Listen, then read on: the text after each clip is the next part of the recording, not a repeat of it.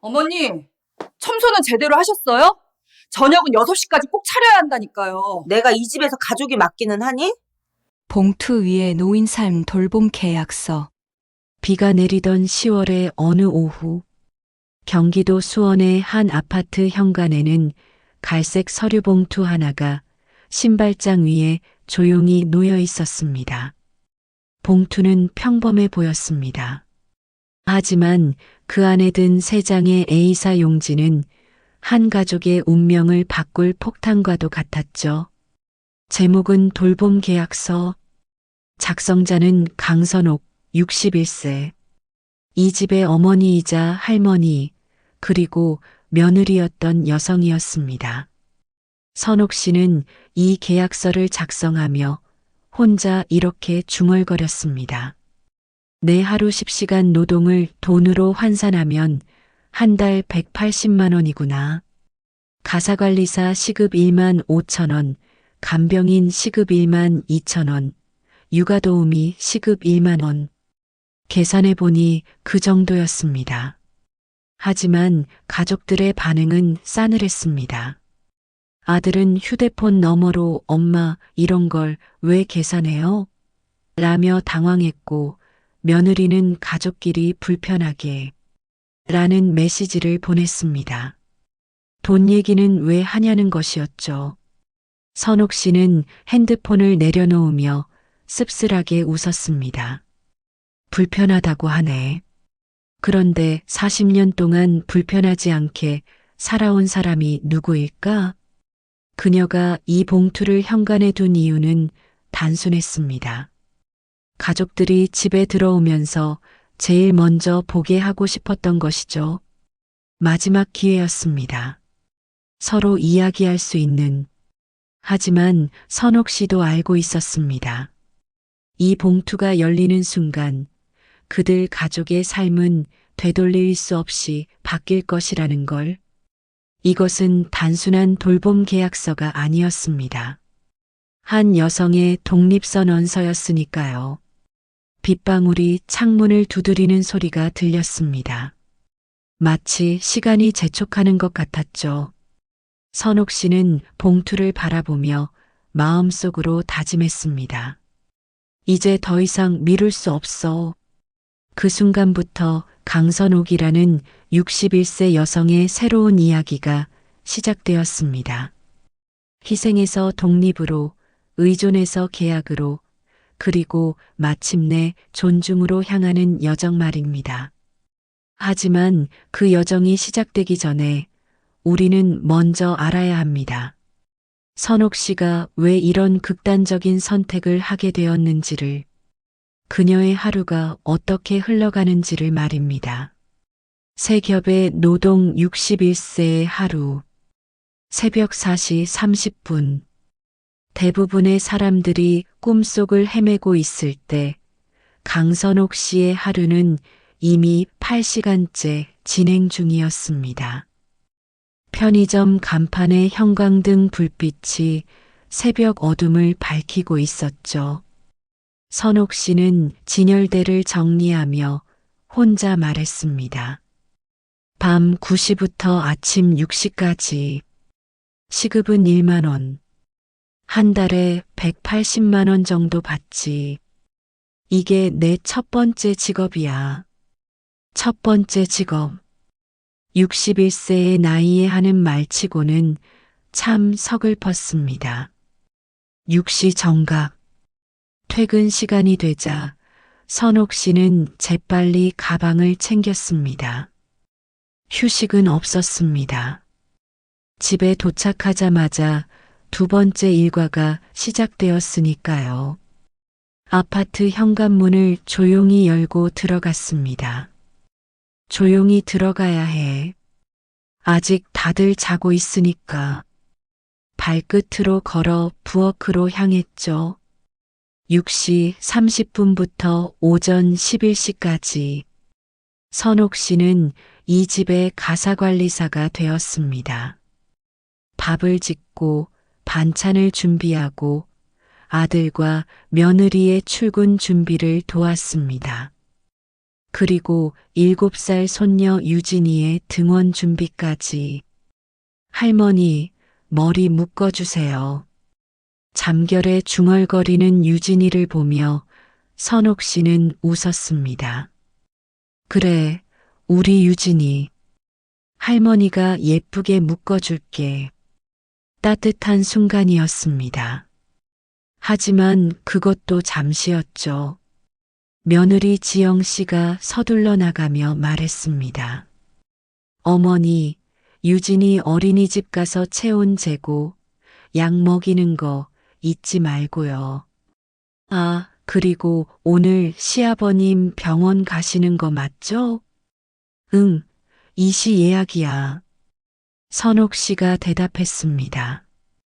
아들 민수도 넥타이를 매며 말을 보탰습니다. 엄마, 아버지 모시고 병원 가실 때 조심하세요. 무리하지 마시고, 무리하지 말라고. 그럼 누가 하나요? 가족들이 모두 나간 후 혼자 남은 선옥 씨는 씁쓸하게 웃었습니다. 그리고 다시 움직이기 시작했죠. 오전 9시, 손녀를 어린이집에 데려다 준 후 본격적인 가사일이 시작되었습니다. 식기 정리, 빨래, 청소, 장보기, 점심 준비. 끝이 없었죠. 하지만 선옥 씨가 하는 일은 단순한 가사일이 아니었습니다. 보통 사람들이 생각하는 가사일이 뭔지 알아요? 설거지, 빨래, 청소. 그런데 실제로는 그게 아니에요. 계획 세우기, 관리하기, 연결하기. 이런 게 더 많아요. 냉장고 앞에서 식단을 짜는 선옥 씨의 머릿속은 복잡했습니다. 오늘 뭘 먹을지, 누가 뭘 좋아하는지, 떨어져가는 반찬은 뭔지, 시아버님이 드시면 안 되는 음식은 뭔지, 이 모든 걸 기억하고 계산해야 했죠. 오후 1시 30분, 선옥 씨의 세 번째 일과가 시작되었습니다. 80세 시아버지를 부축하며 집에서 나왔죠. 선옥아, 고생이 많다. 시아버지의 말에 선옥 씨는 답했습니다. 아버님, 뭐려? 당연한 일이죠. 당연한 일. 정말 당연한 일일까요? 병원 대기실에서 기다리는 시간. 선옥 씨는 간병인이 되었습니다. 병원 접수, 대기, 진료 동행, 처방전 수령, 약국 방문. 간병인이 하는 일이 단순해 보이지만 환자 상태를 기록하고 의사 말씀을 정리해서 가족들에게 전달하고 약 복용법을 숙지하는 것. 전문성이 필요한 일이었습니다. 오후 5시 시아버지를 댁에 모셔다 드린 후 선옥 씨는 다시 자신의 집으로 돌아왔습니다. 하지만 하루는 아직 끝나지 않았죠. 저녁 준비를 하며 선옥 씨는 생각했습니다. 하루 종일 일했는데 왜 이렇게 죄책감이 들까? 뭔가 더 해야 할 것 같고 부족한 것 같고. 가족들이 하나둘 집에 돌아왔습니다. 며느리 지영 씨가 들어오며 말했죠. 어머니, 고생 많으셨어요. 아버님, 병원 어떠셨어요? 혈압약 조금 바뀌었고 다음 주에 또 와야 한대. 선옥 씨가 답했습니다. 아들 민수도 말을 보탰습니다. 엄마, 오늘도 피곤하셨죠? 편의점 일 하루 쉬셔도 되는데. 쉬면 그 돈은 누가 벌어? 선옥 씨의 대답은 짧고 명확했습니다. 저녁 7시. 가족이 모두 모인 식탁. 하지만 선옥 씨의 마음은 편치 않았습니다. 며느리 지영 씨가 말했죠. 오늘 회사에서 정말 힘들었어요. 프레젠테이션 준비하느라 아들 민수도 맞장구 쳤습니다. 나도 야근 때문에 죽겠어. 이번 프로젝트 끝나면 좀 쉬고 싶다. 그때 손녀 유진이가 물었습니다.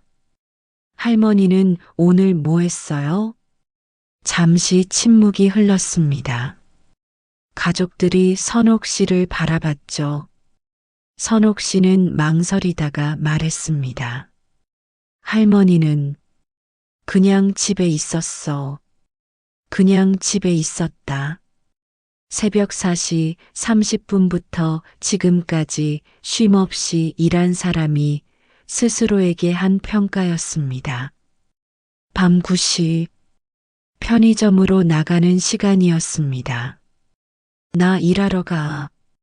선옥 씨가 현관에서 말했죠. 네, 조심히 다녀오세요. 가족들은 TV를 보며 대답했습니다. 편의점으로 향하는 길. 거리의 야경이 쓸쓸했습니다.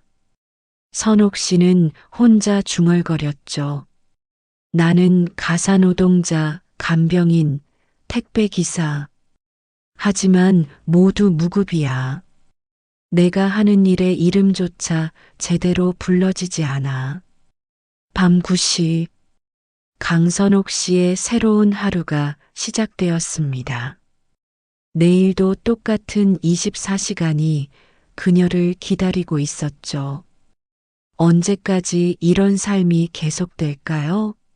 선옥 씨는 편의점 유리창에 비친 자신의 모습을 바라보며 마침내 결심했습니다. 이제 더 이상은 안 되겠다고. 그리고 그 결심이 바로 그 갈색 봉투로 이어졌던 것입니다. 계약서의 의미 존중을 요구하다. 2024년 10월 15일 아침, 강선옥 씨는 마침내 결심을 굳혔습니다. 현관 신발장 위에 두었던 갈색 봉투를 가족 앞에 꺼내놓을 때가 온 것이었죠. 아침 식탁에 가족들이 모여 앉았습니다. 평소와 다를 바 없는 일상이었죠.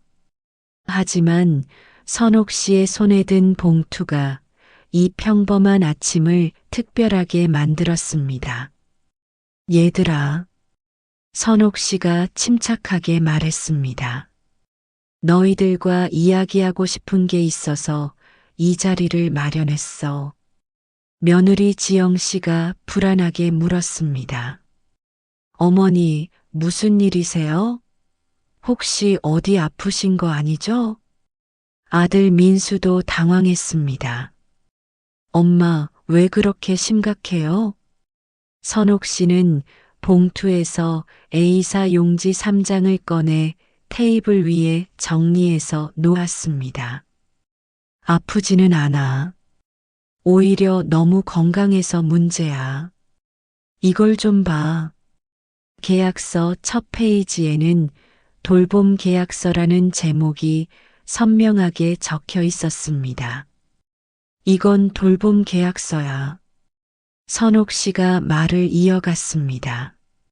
내가 이 집에서 하는 일들을 정리해서 써본 거야. 그리고 그 일들의 가치를 계산해 봤지. 가족들의 표정이 굳어졌습니다. 뭔가 불길한 예감이 들었던 것이죠. 선옥 씨는 계속했습니다. 첫 번째 페이지는 가사노동 내역이야. 요리, 청소, 빨래, 장보기, 식단 관리. 이런 것들 말이야. 시간으로 계산하면 하루 평균 6시간. 가사관리사 시급으로 치면 월 135만 원 정도야. 며느리 지영 씨의 얼굴이 빨갛게 달아올랐습니다. 어머니, 갑자기 왜 이런 얘기를? 아직 끝나지 않았어. 선옥 씨가 손을 들어 제지했습니다. 두 번째는 간병 업무야. 시아버님 병원 동행, 약 관리, 건강 상태 체크. 이건 하루 평균 3시간. 간병인 시급으로 치면 월 54만 원. 아들 민수가 끼어들었습니다. 엄마, 그건 가족이니까 당연히. 당연히? 선옥 씨의 목소리가 높아졌습니다. 당연한 게 뭐야? 내가 여자라서 당연하고, 엄마라서 당연하고, 며느리라서 당연한 거야? 세 번째 페이지를 펼쳤습니다. 그리고 이건 육아 지원 업무야. 유진이 등하원, 간식 준비, 숙제 봐주기. 이것도 월 45만 원 정도 해. 계산기를 두드리며 선옥 씨가 말했습니다. 다 합하면 월 234만 원이야. 그런데 난 지금까지 이 일에 대해 단 한 푼도 받은 적이 없어. 40년 동안 말이야. 식탁에 침묵이 흘렀습니다. 무거운 침묵이었죠. 며느리 지영 씨가 먼저 입을 열었습니다.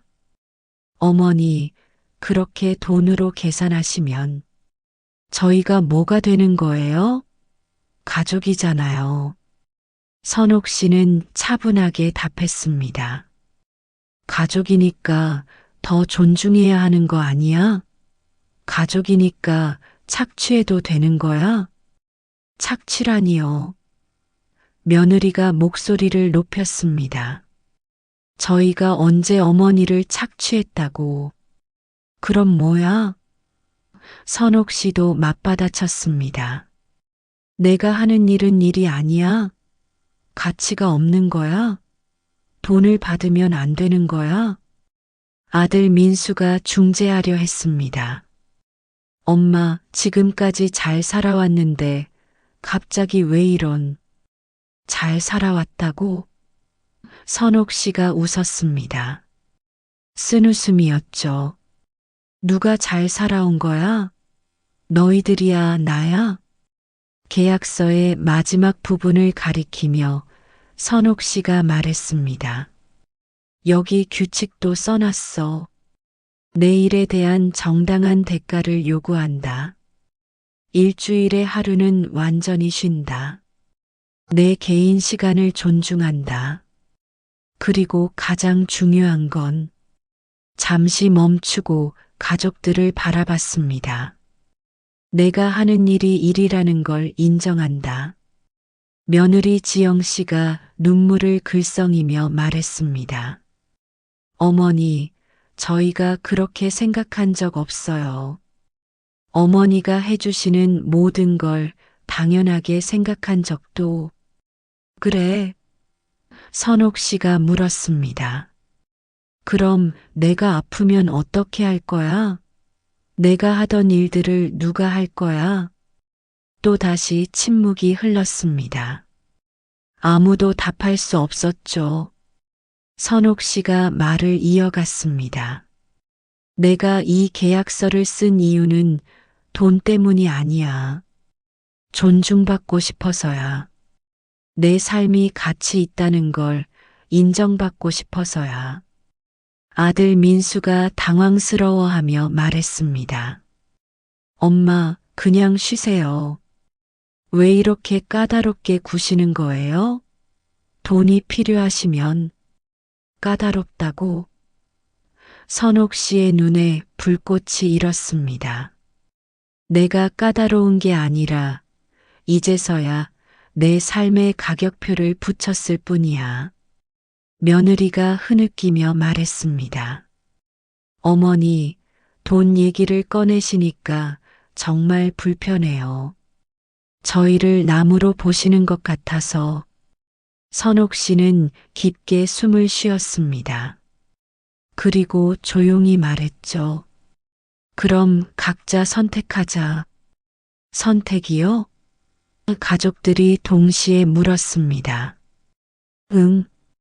선옥 씨가 고개를 끄덕였습니다. 이 계약서대로 살거나 아니면 나는 나만의 길을 가거나 선택은 너희 몫이야. 계약서를 다시 봉투에 넣으며 선옥 씨가 말했습니다. 하루 시간을 줄게. 내일 아침까지 생각해봐. 그리고 답을 해줘. 식탁을 떠나며 선옥 씨는 마지막으로 말했습니다. 아, 그리고 오늘부터는 내가 하던 일들을 직접 해봐. 그래야 그 일의 가치를 알 수 있을 테니까. 그날 밤 선옥 씨는 편의점에서 일하며 생각했습니다. 이제 더 이상 뒤로 물러설 수 없어. 내 인생의 하반기는 내가 선택한 대로 살 거야. 그리고 그 선택은 충북 제천의 작은 마을로 그녀를 이끌어 갔습니다. 바로 느티나무집이라는 새로운 보금자리로 말입니다. 느티나무집 새로운 집의 문을 열다. 계약서를 내놓은 지 사흘이 지났습니다. 가족들의 답은 예상대로였죠. 며느리는 울며 불며 어머니를 잃을 수는 없다고 했지만 정작 계약서 조건은 받아들일 수 없다고 했습니다. 아들은 엄마 좀 더 현실적으로 생각해 보세요라며 회피했죠. 그 순간 선옥 씨는 알았습니다. 40년 동안 자신이 얼마나 투명한 존재였는지를. 그럼 내가 떠날게. 선옥 씨의 말은 간단명료했습니다. 가족들은 설마 했겠지만 선옥 씨는 진심이었습니다. 이미 2주 전부터 준비해둔 일이 있었거든요. 충북 제천. 서울에서 차로 2시간 거리에 있는 작은 도시였습니다. 그곳에 느티나무집이라는 특별한 곳이 있다는 걸 인터넷에서 알게 되었죠. 도시형 코하우징. 처음 들어보는 단어였습니다. 혈연이 아닌 사람들이 모여 공동체를 이루어 사는 집이라고 했죠. 각자의 개인 공간은 따로 있지만 부엌과 거실, 텃밭 같은 곳은 함께 쓴다고 했습니다. 선옥 씨는 설레었습니다. 가족 대신 규칙으로 사는 곳이라는 소개 문구가 마음에 들었거든요. 10월 말의 어느 날, 선옥 씨는 짐 2개를 들고 제천으로 향했습니다. 집을 팔아서 떠나는 게 아니었습니다. 경기도 집은 그대로 두고 스스로 마련한 합의된 독립이었죠. 제천 시외 버스터미널에서 내린 선옥 씨. 택시를 타고 산자락에 자리한 느티나무 집으로 향했습니다. 3층짜리 단독주택이 5채 모여 있는 작은 마을 같은 곳이었죠. 안녕하세요. 강선옥입니다. 관리사무소에서 선옥 씨가 인사했습니다. 관리인인 박민정 씨가 반갑게 맞아주었습니다. 어서 오세요. 기다리고 있었어요. 먼저 공동 공간부터 둘러볼까요? 공동 부엌은 넓고 쾌적했습니다. 아일랜드식 조리대와 대형 냉장고, 식기세척기까지 갖춰져 있었죠. 여기서 함께 요리해서 먹기도 하고 각자 해먹기도 해요. 자유롭게 이용하시면 돼요. 텃밭도 인상적이었습니다. 가을 배추와 무가 탐스럽게 자라고 있었죠. 입주민들이 함께 가꿔요. 농사지은 채소는 나눠 먹고요. 작은 도서관과 회의실도 있었습니다. 매주 화요일 저녁에는 입주민 회의를 해요. 생활 규칙이나 불편한 점들을 이야기하죠. 그리고 마침내 선옥 씨의 방을 보게 되었습니다. 2층에 있는 20평 남짓한 원룸이었죠. 작지만 깔끔했습니다. 창밖으로는 뒷산이 보였고요. 여기가 제 새 집이네요. 선옥 씨가 중얼거렸습니다. 다른 입주민들도 소개해 드릴게요. 박민정 씨가 말했습니다. 첫 번째로 만난 건 김철수 씨 53세였습니다. 이혼 후 혼자 살기로 결심하고 이곳에 온 지 1년이 되었다고 했죠. 여기 와서 처음으로 진짜 혼자만의 시간을 가져봤어요. 참 좋아요. 두 번째는 이순자 할머니 72세였습니다. 남편을 잃고 자식들과 떨어져 살기로 한 미망인이었죠. 자식들이 모시고 살자고 했는데 저는 제 방식대로 살고 싶었어요. 세 번째는 조혜진 씨 41세 싱글맘이었습니다. 8살 아들과 함께 살고 있었죠. 아이 키우기 좋은 환경이에요. 다른 분들이 많이 도와주시거든요. 반갑습니다. 잘 부탁드려요. 선옥 씨가 인사했습니다. 그날 저녁 첫 번째 공동 식사 시간이었습니다. 공동부엌에서 입주민들이 모여 저녁을 준비했죠. 오늘은 선옥 씨 환영 파티예요. 이순자 할머니가 웃으며 말했습니다. 김철수 씨가 된장찌개를 끓이고 조혜진 씨가 나물을 무쳤습니다. 선옥 씨도 자연스럽게 동참했죠. 제가 김치전 좀 부쳐볼게요. 와, 김치전. 조혜진 씨의 아들 준호가 눈을 반짝였습니다. 저녁 식사 시간. 둥근 테이블에 둘러앉아 밥을 먹는 모습은 평범한 가족과 다를 바 없었습니다. 하지만 결정적으로 다른 게 있었죠. 여기서는 누구도 누구에게 당연한 걸 요구하지 않아요. 김철수 씨가 말했습니다. 모든 건 합의와 선택이에요. 이순자 할머니도 거들었습니다. 설거지, 청소, 요리. 모든 일에는 순번이 있어요. 아무도 혼자 다 떠맡지 않아요. 선옥 씨는 신기했습니다. 60년 넘게 살면서 처음 경험하는 일이었거든요. 누군가를 돌보는 것이 당연하지 않은 곳, 자신이 돌봄을 받는 것도 당연하지 않은 곳. 그럼 아프면 어떻게 해요? 선옥 씨가 물었습니다. 서로 도와주죠. 조혜진 씨가 답했습니다.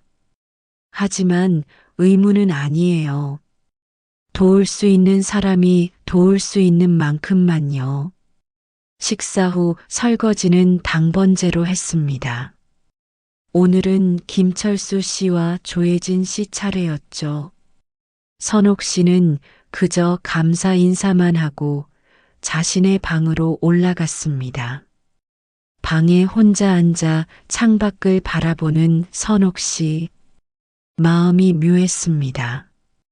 외롭지 않으면서도 자유로웠죠. 책임감에 짓눌리지 않으면서도 소속감이 있었습니다.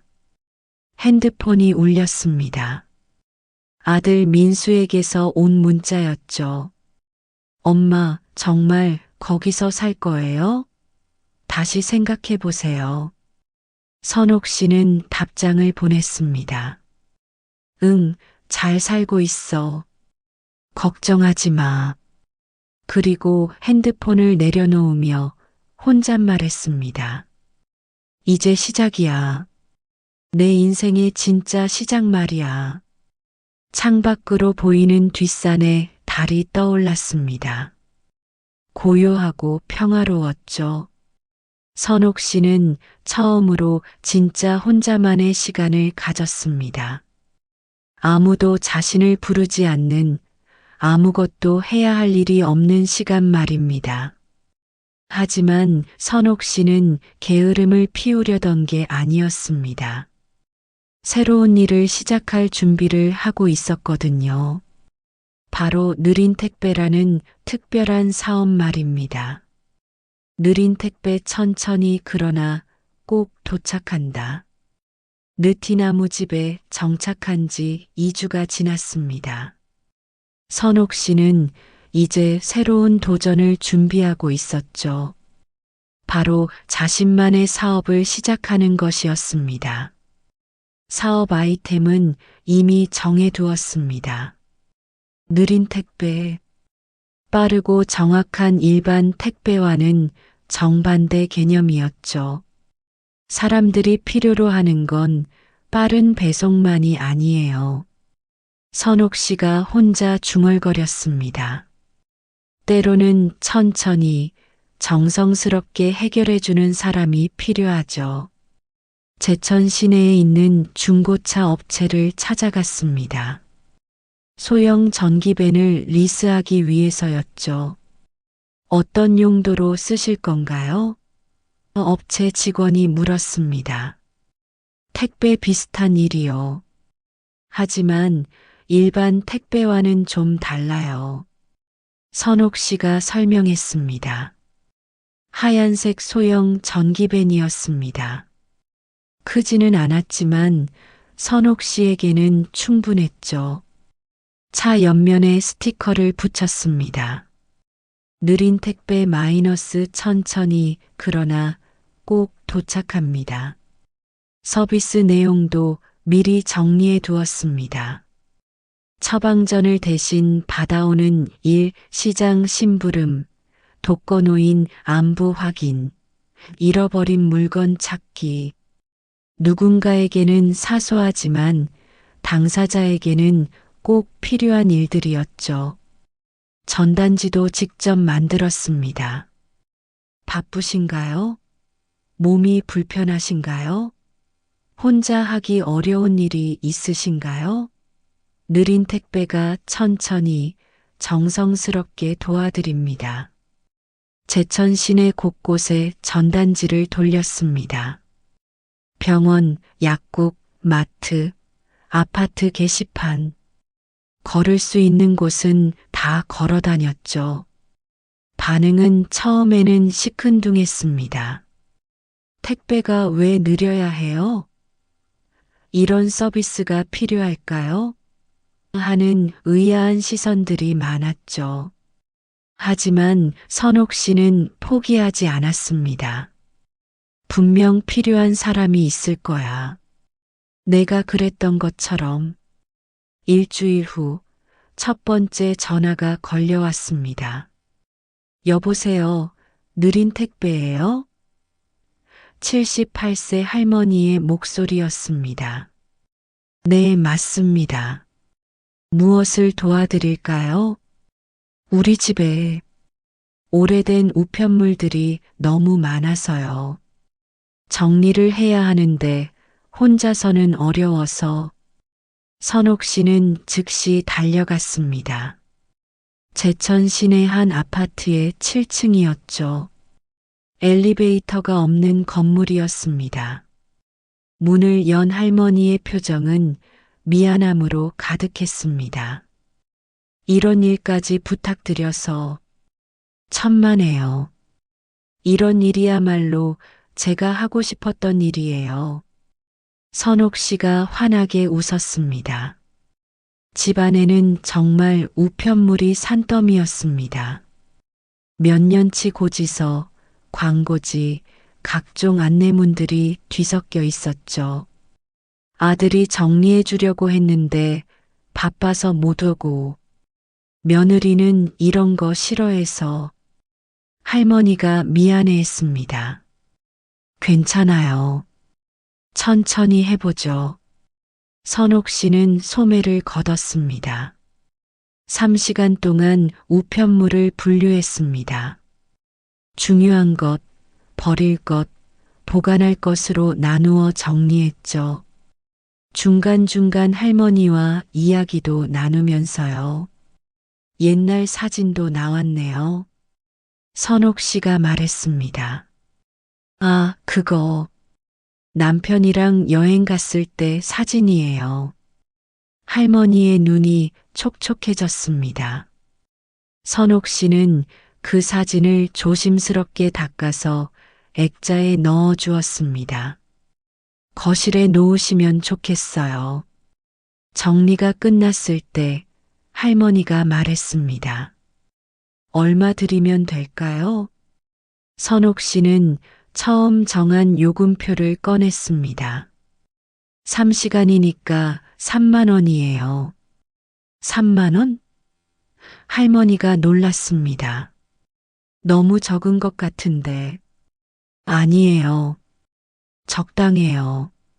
선옥 씨가 웃었습니다. 할머니가 3만 원을 건네며 말했습니다. 정말 고마워요. 오랜만에 집이 깔끔해졌어요. 그 3만 원을 받으며 선옥 씨는 생각했습니다. 오늘은 내 노동의 가치를 당당히 받은 날이야. 첫 수입 3만 원.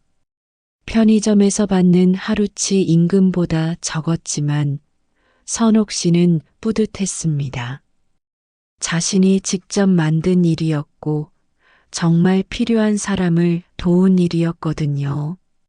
그날 저녁 느티나무 집 공동 식사 시간에 선옥 씨가 말했습니다. 오늘 첫 고객을 만났어요. 어떠셨어요? 조혜진 씨가 물었습니다. 참 뿌듯하더라고요. 단순히 일을 한 게 아니라 정말 누군가에게 도움이 되었다는 느낌이었어요. 김철수 씨가 고개를 끄덕였습니다. 그런 일이 진짜 의미 있는 일이죠. 이순자 할머니도 말을 보탰습니다. 나이 들수록 그런 일들이 중요해져요. 내가 누군가에게 필요한 존재라는 걸 느끼는 것 말이에요. 그 후로 입소문이 나기 시작했습니다. 할머니가 주변 사람들에게 느린 택배 이야기를 했던 것이죠. 두 번째 고객은 무릎이 아픈 할아버지였습니다. 병원에서 처방받은 약을 약국에서 타오는 일이었죠. 세 번째는 시장 심부름이었습니다. 몸이 불편한 아주머니가 김장용 배추를 사달라고 부탁했었죠. 네 번째는 특별했습니다. 치매 초기 증상을 보이는 할아버지의 길 동행이었거든요. 혼자 나가면 길을 잃을까봐 무서워서요. 가족이 부탁한 일이었습니다. 선옥 씨는 할아버지와 함께 동네를 천천히 걸었습니다. 예전에 다니던 길들을 함께 걸으며 이야기를 나누었죠. 여기가 내가 다니던 이발소였는데 할아버지가 말했습니다. 지금도 영업하고 있네요. 선옥 씨가 대답했습니다. 그래. 그럼 한번 들어가 볼까? 이발소에서 할아버지는 옛 추억을 되살렸습니다. 이발사 아저씨와 오랜만에 인사도 나누고요. 선옥 씨는 조용히 지켜보며 함께 웃어주었습니다. 한 달이 지나자 고정 고객이 생겼습니다. 매주 화요일마다 장 보는 일을 도와달라는 혼자 사는 할머니, 2주마다 병원 동행을 부탁하는 할아버지. 수입은 한 달에 50만 원 정도였습니다. 편의점 알바보다는 적었지만 선옥 씨는 만족했죠. 돈만이 전부가 아니야. 선옥 씨가 혼자 말했습니다. 내가 하는 일이 누군가에게 진짜 도움이 되고 있어. 그것만으로도 충분해. 그리고 무엇보다 좋은 건 자신의 시간을 자신이 관리할 수 있다는 것이었습니다. 오늘은 쉬고 싶으면 쉴 수 있고 더 일하고 싶으면 더 일할 수 있었죠. 느린 택배, 천천히 그러나 꼭 도착하는 서비스. 선옥 씨의 새로운 인생도 그랬습니다. 늦게 시작했지만 분명히 목표에 도달하고 있었죠. 하지만 가족과의 관계는 여전히 숙제로 남아 있었습니다. 언제까지 피해 있을 수는 없었죠. 이제는 새로운 방식으로 가족과 마주할 때가 온 것 같았습니다. 새로운 관계 가족과의 거리두기. 느티나무 집에서 살기 시작한 지 2달이 지났습니다. 느린 택배 사업도 안정 궤도에 올랐고 공동체 생활에도 적응했죠. 하지만 마음 한편에는 여전히 해결되지 않은 숙제가 있었습니다. 바로 가족이었습니다. 11월 말의 어느 날 예상했던 전화가 걸려왔습니다. 엄마, 아들 민수의 목소리였습니다. 이제 좀 집으로 돌아오시면 안 될까요? 선옥 씨는 느린 택배 일을 마치고 집으로 돌아가는 길이었습니다. 차를 길가에 세우고 전화를 받았죠. 왜? 무슨 일 있어? 선옥 씨가 물었습니다. 무슨 일이 있어야 엄마를 그리워하나요? 그냥 보고 싶어서요. 선옥 씨는 웃었습니다. 쓴웃음이었죠. 2개월 전에는 왜 안 그리워했어? 엄마, 민수의 목소리가 작아졌습니다. 솔직히 말해봐. 무슨 일이야? 잠시 침묵이 흘렀습니다. 그리고 민수가 털어놓기 시작했죠. 사실, 지영이가 힘들어해요. 육아도 그렇고 집안일도. 유진이가 자꾸 할머니를 찾고. 그래서 엄마가 계신 게 어떨까 해서요. 물론 전처럼은 아니고 좀 더 편하게. 선옥 씨는 한숨을 쉬었습니다. 편하게라는 게 뭐야? 내가 일방적으로 도와주되 대가는 바라지 말라는 뜻이야? 그런 게 아니라. 그럼 뭐야? 민수가 말을 더듬었습니다. 그냥 가족이니까 서로 도우면서 서로 도운다고 했지? 선옥 씨의 목소리가 또렷해졌습니다. 그럼 너희는 나를 어떻게 도울 건데? 또다시 침묵이었습니다. 선옥 씨가 말을 이어갔습니다. 민수야, 나는 이제 달라졌어. 예전의 엄마가 아니야. 그 점을 이해해. 엄마가 왜 이렇게 차갑게 변하셨어요? 차가운 게 아니라 명확해진 거야. 내 시간과 노동의 가치를 아는 거고. 그날 저녁 며느리 지영에게서도 전화가 왔습니다. 어머니, 지영의 목소리는 울먹였습니다. 사실 육아가 정말 힘들어요. 혼자서는 못하겠어요. 선옥 씨는 예상한 대로였다는 표정을 지었습니다. 그렇구나. 그럼 어떻게 할 거야? 어머니가 좀 도와주시면. 내가 빠져야 내가 배우는 거야. 선옥 씨가 단호하게 말했습니다. 그리고 난 다시는 가정부로 돌아가지 않아. 가정부라니요. 어머니를 그렇게 생각한 적 없어요. 그래. 그럼 내가 했던 일들의 이름이 뭐야? 육아, 가사, 간병. 그 일들의 가치는 얼마야? 지영은 대답할 수 없었습니다. 선옥 씨가 말을 이어갔습니다. 지영아, 나는 너를 미워하지 않아. 하지만 예전 방식으로는 못 살겠어. 이해해줘. 그럼 어떻게 해야 해요? 새로운 방식을 찾아야지. 서로 존중하는 방식으로. 그 후 일주일 동안 가족들과 여러 번 통화했습니다. 처음에는 서로 감정적이 되기도 했죠. 하지만 점차 현실적인 이야기를 나누기 시작했습니다. 마침내 선옥 씨가 제안했습니다. 그럼 새로운 규칙을 만들어 보자. 규칙이요? 민수가 물었습니다. 응. 우리가 앞으로 어떤 관계로 지낼지에 대한 규칙 말이야. 선옥 씨는 A사 용지에 정리해둔 내용을 읽어주었습니다. 첫째, 나는 월 1회, 사전 약속 후에만 방문한다. 월 1회요? 지영이 놀랐습니다. 둘째, 방문 시간은 최대 2시간으로 한다. 너무 짧아요. 민수가 불만을 표했습니다. 셋째, 방문 시에는 손님으로 대접받는다. 가사일이나 육아를 도와달라고 하지 않는다.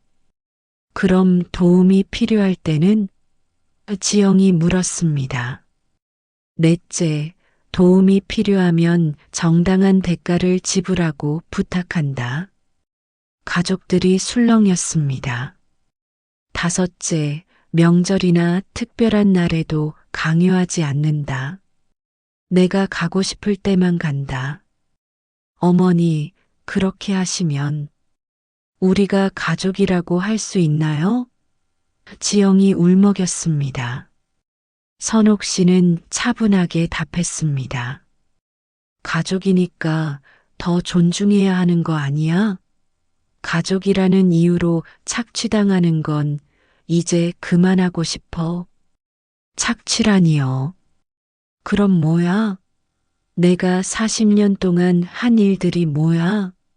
그 일들에 대한 대가를 받은 적이 있어? 민수가 끼어들었습니다. 엄마, 우리가 부모님을 부양하고. 부양? 선옥 씨가 웃었습니다.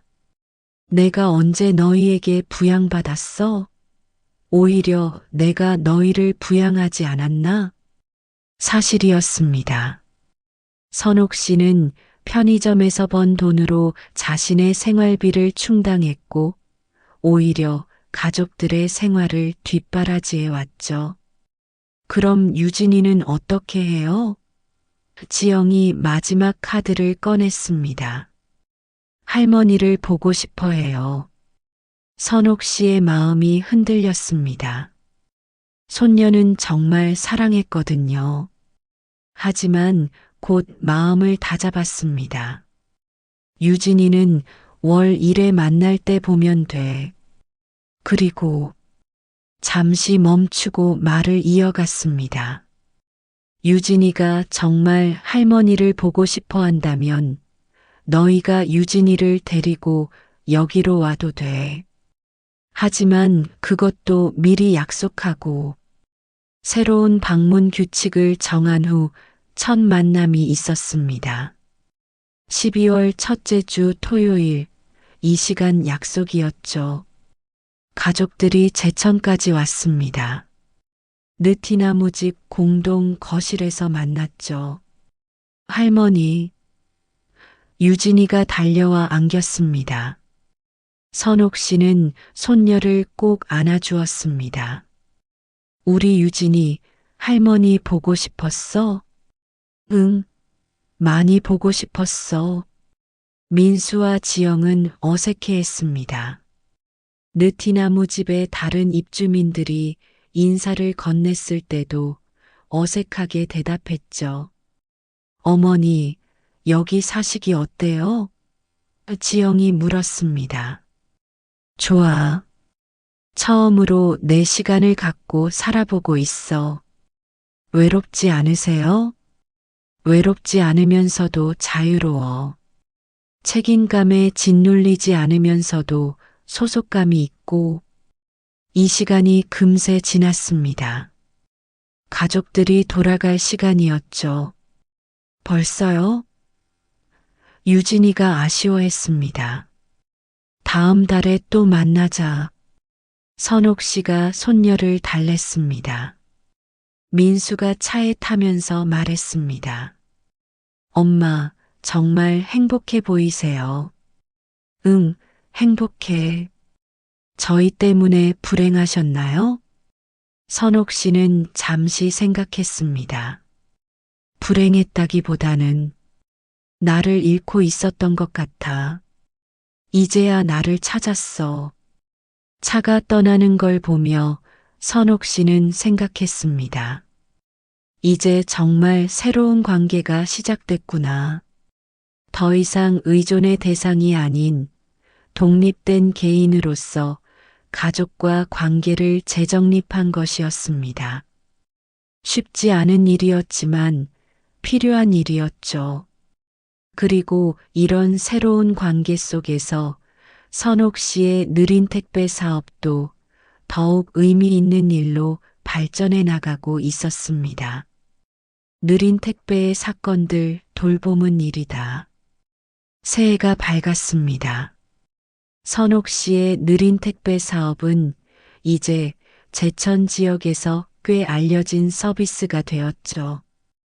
입소문이 퍼지면서 다양한 의뢰들이 들어오기 시작했습니다.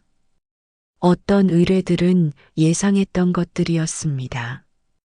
장보기, 병원 동행, 약 타오기. 하지만 어떤 의뢰들은 선옥 씨 자신도 놀랄 만큼 특별했죠. 1월의 어느 추운 날, 특별한 전화가 걸려왔습니다. 느린 택배세요? 좀 특별한 부탁이 있는데요. 목소리의 주인은 김영애 씨 67세였습니다. 남편을 잃고 혼자 사는 분이었죠. 무엇을 도와드릴까요? 사실 제 남편 무덤에 갔다 오고 싶은데 혼자 가기가 무서워서요. 같이 가줄 분이 있을까요? 선옥 씨는 잠시 망설였습니다. 이런 부탁은 처음이었거든요. 하지만 곧 답했습니다. 물론이죠. 언제 가시고 싶으세요? 남편 기일이 다음 주인데 그때 갔다 오고 싶어요. 그날 아침 선옥 씨는 김영애 씨를 모시고 묘지로 향했습니다. 겨울사는 을씨년스러웠지만 김영애 씨의 마음은 따뜻해 보였죠. 20년을 함께 살았는데 혼자 가기가 이렇게 무서울 줄 몰랐어요. 김영애 씨가 말했습니다. 괜찮아요. 제가 차에서 기다리고 있을게요. 아니에요. 같이 가주세요. 혼자 있기 싫어요. 남편의 무덤 앞에서 김영애 씨는 한참을 말없이 서 있었습니다. 선옥 씨는 조금 떨어진 곳에서 조용히 지켜보았죠.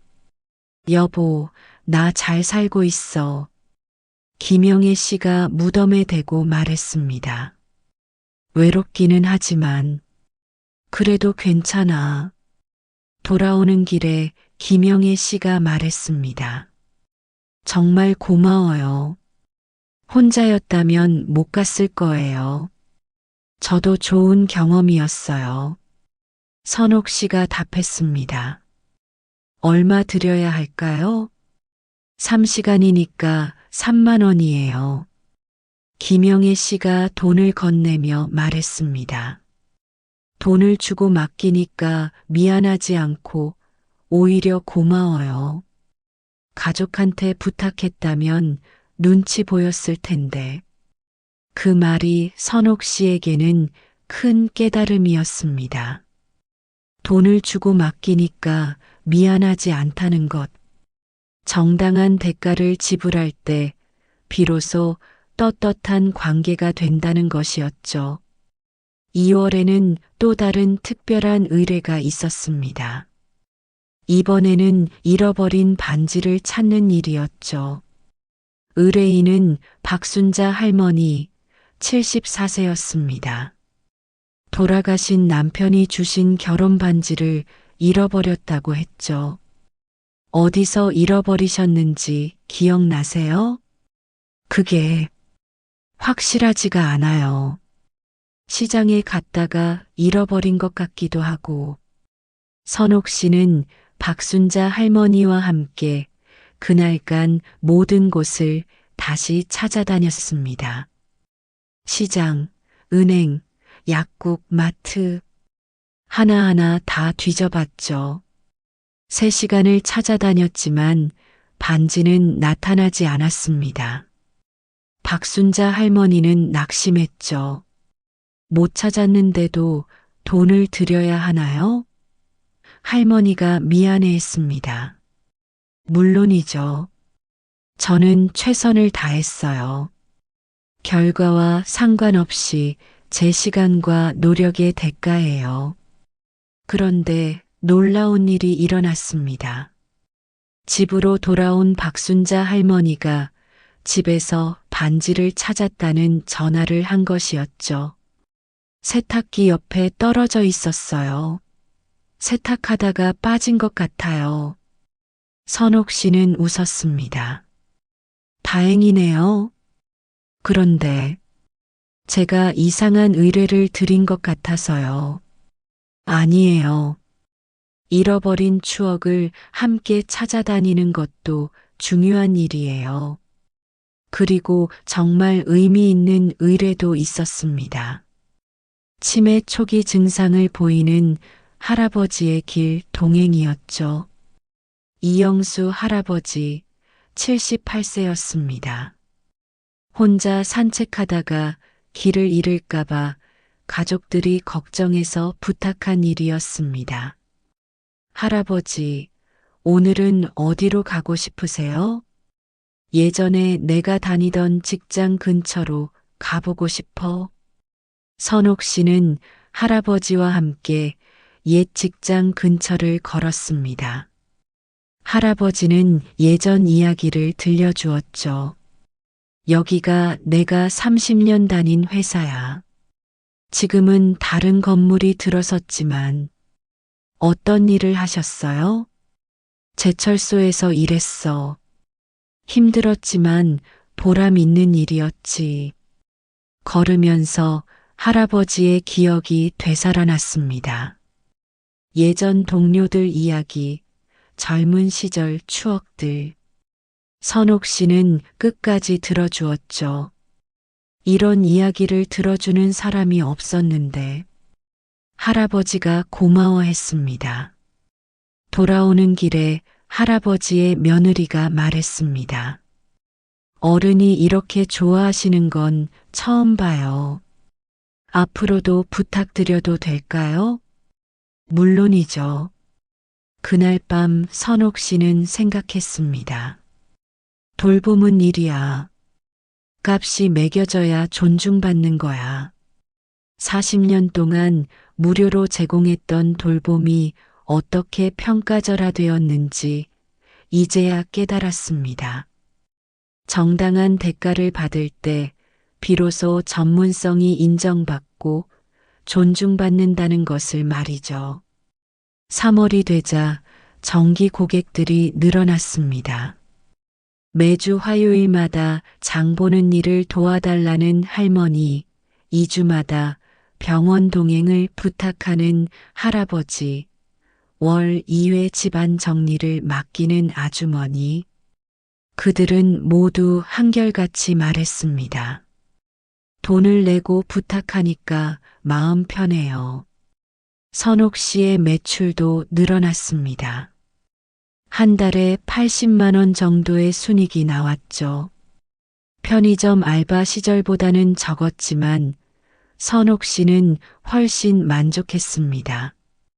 돈보다 중요한 게 있어. 선옥 씨가 혼자 말했습니다.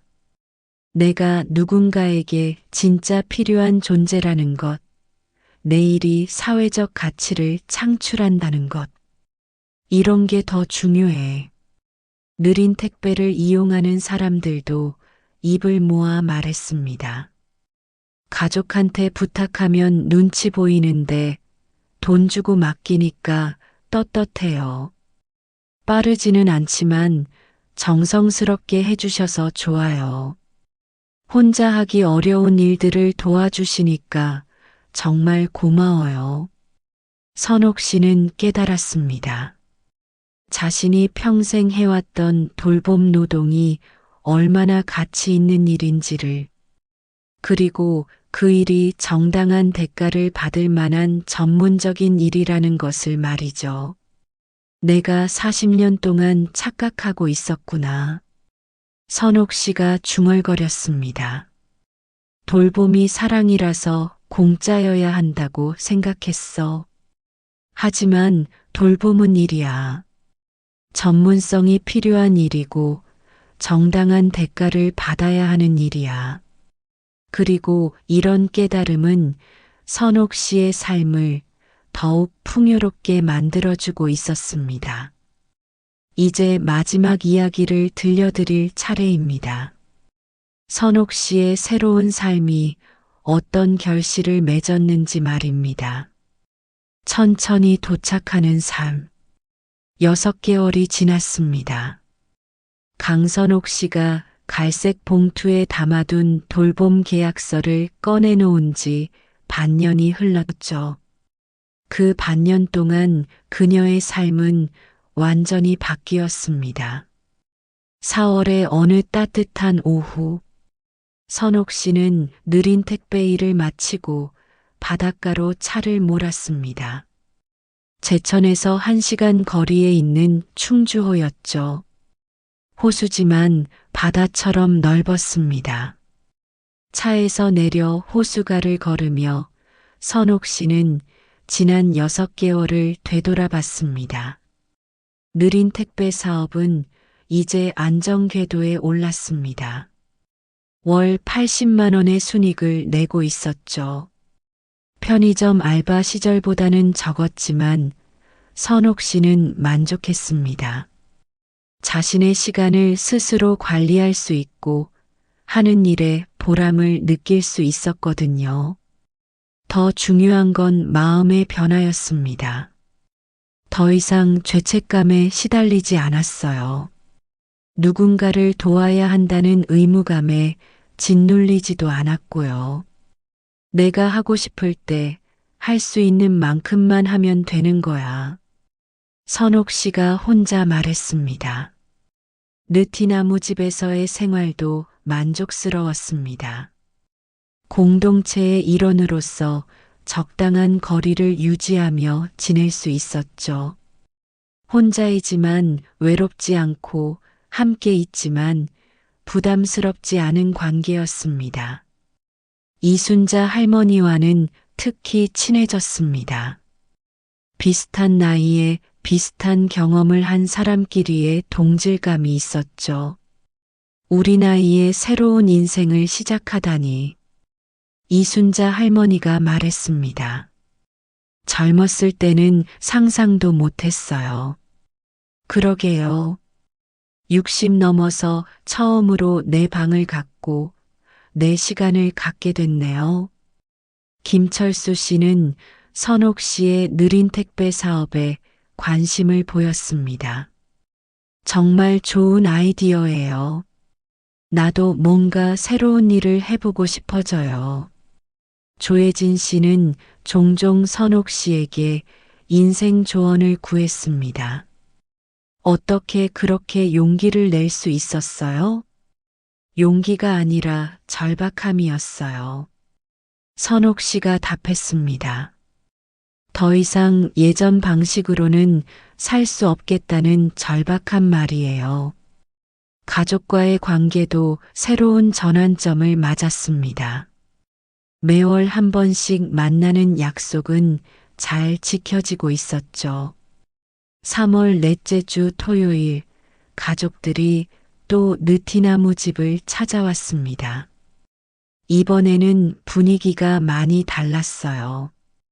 어머니, 전에 말씀하신 돌봄 계약서 있잖아요.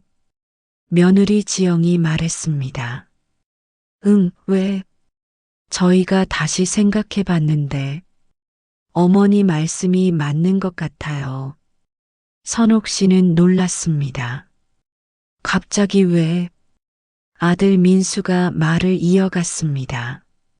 직접 해보니까 알겠어요. 어머니가 얼마나 많은 일을 하셨는지. 지영이 고개를 끄덕였습니다. 육아도 그렇고 집안일도 정말 쉽지 않더라고요. 그동안 어머니한테 너무 의존했었어요. 그리고 민수가 말을 더듬었습니다. 만약 어머니가 다시 도와주신다면 정당한 대가를 드리고 싶어요.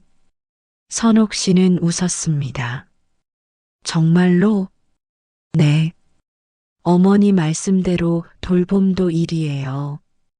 값어치가 있는 일이고요. 하지만 선옥 씨의 대답은 예상과 달랐습니다. 고마워. 하지만 난 이제 돌아가지 않을 거야. 왜요? 가족들이 동시에 물었습니다. 내가 원하는 건 돈이 아니었어. 존중이었어. 그리고 자유였고, 이제 그걸 찾았어. 선옥 씨는 계속 말했습니다. 물론 가끔씩은 도와줄 수 있어. 하지만 내주된 일은 느린 택배야. 내가 선택한, 내가 만족하는 일이거든. 손녀 유진이가 물었습니다. 할머니, 그럼 우리보다 다른 사람들이 더 좋아요? 선옥 씨는 유진이를 안아주며 말했습니다. 그게 아니야, 유진아. 할머니는 이제 유진이를 더 잘 사랑할 수 있어. 억지로가 아니라 정말로 사랑하고 싶어서 사랑할 수 있거든. 가족들도 이해하는 것 같았습니다. 어머니가 행복하신 게 가장 중요해요. 지영이 말했습니다. 그리고 저희도 배우는 중이에요. 스스로 하는 법을요. 민수가 덧붙였습니다. 4월 말 선옥 씨에게 특별한 편지가 도착했습니다. 손녀 유진이가 보낸 편지였죠. 할머니께. 할머니가 하는 느린 택배가 뭔지 알겠어요. 천천히 가지만 꼭 도착하는 거죠? 나도 커서 할머니처럼 다른 사람들을 도와주고 싶어요. 그리고 할머니처럼 용감하게 살고 싶어요. 다음에 우리도 느린 택배 같이 하고 싶어요. 유진이가 편지를 읽으며 선옥 씨는 눈물이 났습니다. 기쁜 눈물이었죠. 내가 유진이에게 물려줄 수 있는 최고의 유산이 뭘까? 선옥 씨가 생각했습니다. 바로 이거구나. 자신의 삶을 주체적으로 선택하고 사는 모습 말이야. 5월의 어느 날 선옥 씨는 충주호가에서 혼자 앉아 일몰을 바라보고 있었습니다. 하루 일과를 마치고 여유를 즐기는 시간이었죠. 나는 늦게 도착해도 끝내 도착한다. 선옥 씨가 중얼거렸습니다. 이제는 내 이름으로, 내 시간으로 61세에 시작한 새로운 인생. 늦었다고 생각할 수도 있었겠지만 선옥 씨는 그렇게 생각하지 않았습니다. 지금이야말로 진짜 자신의 인생이 시작된 것이라고 생각했죠. 그날 밤 느티나무 집으로 돌아가는 길에 비가 내리기 시작했습니다. 6개월 전 그 갈색 봉투를 신발장에 올려두던 날처럼 말이죠. 하지만 이번 비는 달랐습니다. 씻어내는 비가 아니라 새로움을 가져다 주는 비였어요. 느티나무 집 마당에 도착했을 때 하얀색 전기벤이 가로등 불빛을 받아 반짝이고 있었습니다. 충전 중인 전기벤의 LED 불빛이 희망적으로 보였죠. 공동 거실에서는 입주민들의 웃음소리가 들려왔습니다. 오늘도 누군가는 새로운 이야기를 나누고 누군가는 작은 기쁨을 공유하고 있을 것이었죠. 선옥 씨는 자신의 방으로 올라가며 생각했습니다. 희생에서 독립으로, 의존에서 계약으로, 그리고 마침내 존중으로. 내 인생의 하반기는 이렇게 시작되는 거야. 창밖으로 보이는 뒷산에 다시 달이 떠올랐습니다. 6개월 전과 같은 달이지만 그 달을 바라보는 선옥 씨의 마음은 완전히 달라져 있었습니다. 두려움 대신 희망이, 체념 대신 의지가, 의존 대신 독립이 자리 잡았죠. 천천히 도착하는 삶. 선옥 씨가 마지막으로 중얼거렸습니다. 빠르지 않아도 괜찮아. 늦어도 괜찮아. 중요한 건 내가 원하는 곳에 내 방식대로 도착하는 거니까. 그렇게 강선옥 씨의 새로운 이야기는 계속되었습니다. 느린 택배처럼 천천히, 그러나 확실하게 자신이 원하는 삶을 향해 나아가며 말이죠. 그리고 그 이야기는 우리 모두에게 질문을 던집니다. 우리는 과연 누구의 인생을 살고 있는 걸까요? 내 돌봄과 내 노동의 진짜 가치는 얼마일까요? 그리고 진정한 가족의 의미는 무엇일까요? 강선옥 씨의 이야기가 끝나는 곳에서 우리 각자의 새로운 이야기가 시작될지도 모릅니다. 천천히, 그러나 확실하게 우리가 원하는 삶을 향해 나아가는 이야기 말입니다.